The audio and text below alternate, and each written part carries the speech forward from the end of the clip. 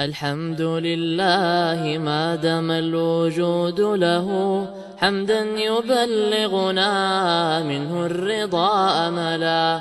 ثم الصلاة على المختار سيدنا وآله الكرماء وصحبه الزهداء. أنت الكريم وقد واجهت يا صمد إلى عطائك وجها زائلا ويدا، ومن رجاء ثواب أنت تعلمه، فاجعل ثوابي دوام الستر لي أبدا، فاجعل ثوابي دوام الستر لي أبدا. وقد مددت يدي بالذل مشتاكيا إليك يا خير من مدت إليه يدا.